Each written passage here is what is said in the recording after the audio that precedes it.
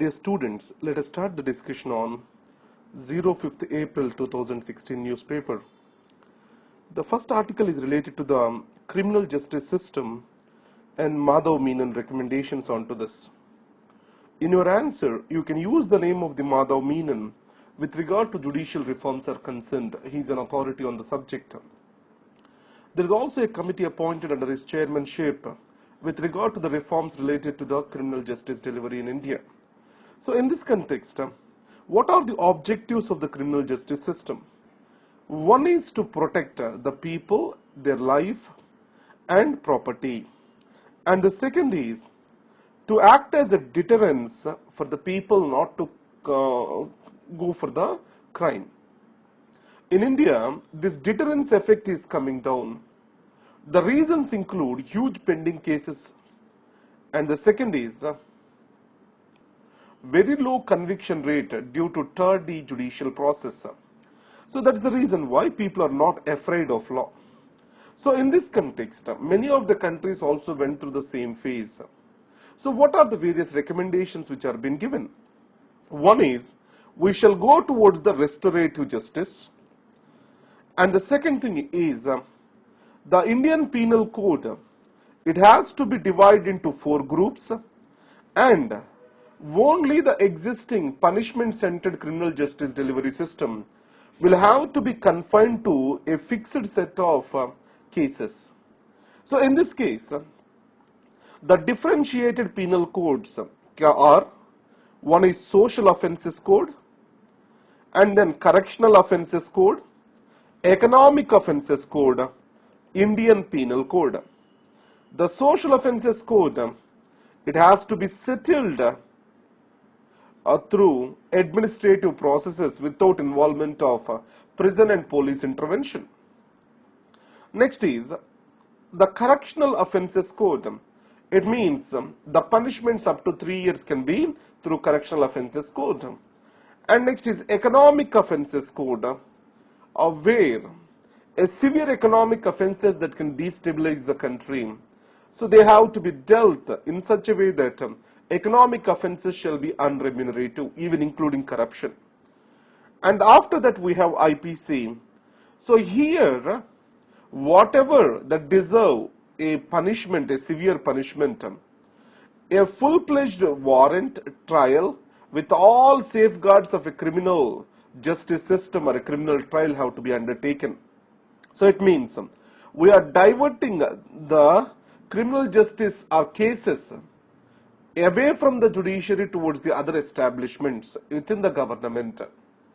And on the other side, the second strategy proposed is institutional reforms of the police process.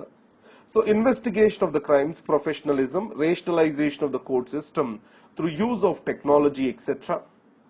And the existing system, it is more about proving the culprit of proving the offense, not intended to provide respite to the victim.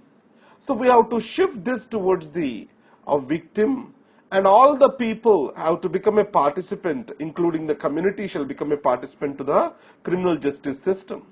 So this is where the concept of restorative justice comes up. It is an approach to the justice where the focus is on the needs of the victims, offenders and involved community. So as of now we have the punitive approaches. The major aim is to punish the offender. Now it is not to punish the offender, it is to reform the offender and also provide for the necessary compensation to the victim. So here the foundational principle is this: the crime causes the harm and justice shall focus on repairing that harm of the victim. The people affected by the crime should be part of the shall participate in its resolution too. The government's responsibility is to maintain order and the community has to build the peace. So community also need to be involved with criminal justice delivery system. Now various programs are already existing in the United States and Canada. So victim offender mediation, the circles, conferencing, victim offender panels, victim assistance programs, ex-offender assistance, like this. A set of programs already exists. Here one question which we can expect is about plea bargaining, because it is part of our criminal procedure code now. So under this, a criminal defendant and a prosecutor, they come to an agreement, and in this the particular offender, he will agree to his crime and becomes agree to be guilty. So as he admitted his offense, then he will get a lighter sentence, that is called plea bargaining. So this has to be done according to the court approval. So the plea bargaining is now part of the Indian criminal justice delivery system. So these are the various things which are suggested by this article. Now, a balancing act in Riyadh. Now, along with this article, I am also covering the Indian Express Raja Mohan article here itself. If you see, the West Asia situation is fast changing. One is America abandonment, I can say America's self-interest has moved away from the West Asia. It no more want to act as a balancing power in the West Asia. That is clearly visible in the Obama's words. So in this case, America is abandoning its world friends over there. And the second is, the Iran has become a new player, and Iran-Saudi Arabia's rivalry is clearly visible. In this case, Pakistan recently has moved close to Iran, and also the Pakistan has declined the offer or request of the Saudi Arabia to participate in Yemen. So in this case, there is a new geostrategic opportunity for India to engage deep for its interest in West Asia. So that's why the Prime Minister's visits to UAE, Saudi Arabia proves. Now India's vision of the Saudi Arabia was traditional posturing around Israel versus the Arab countries. Now it is more and more shifting away from that.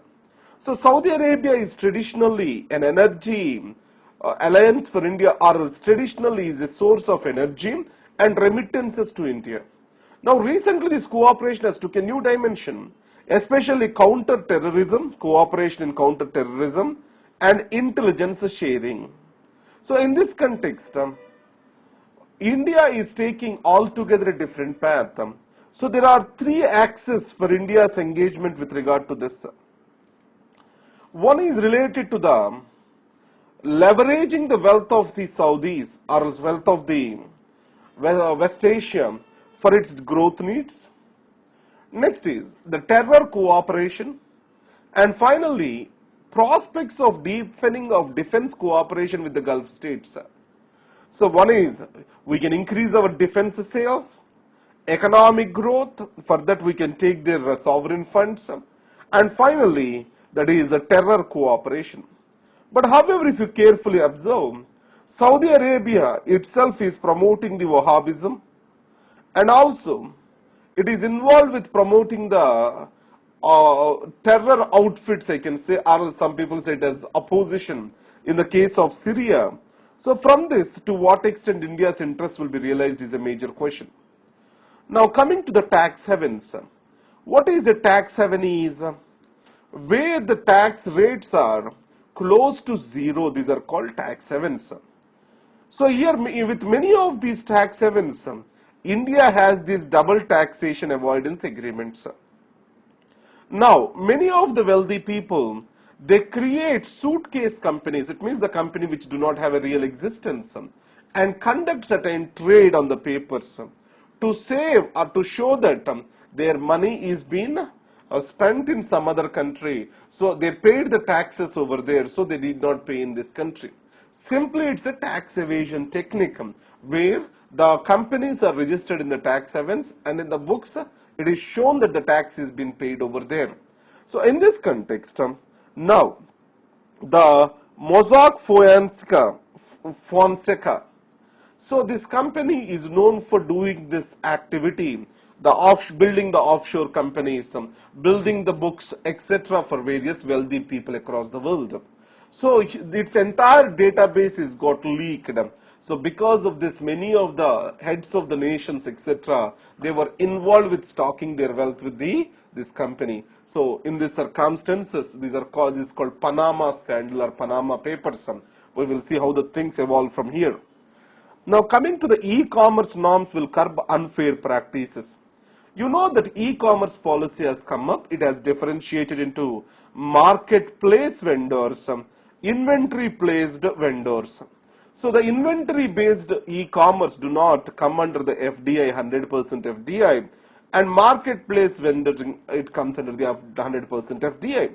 And the second is the price, determination of the price is not under the control of the e-commerce giants. It means that they cannot take up or distort the prices to their advantage. It means they are not expected to take up the predatory pricing.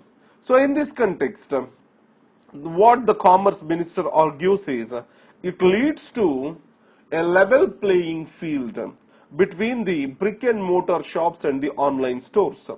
But however, if you carefully observe, the major rule of the market economy is to determine the prices by the market forces of demand and supply, not by the government. So government keeping these limitations can worsen e-commerce opportunities in India. And already this Raja Mohan article, I have covered it to you. So India and its engagement with the Gulf. So this is what is the today's newspaper. Thank you very much.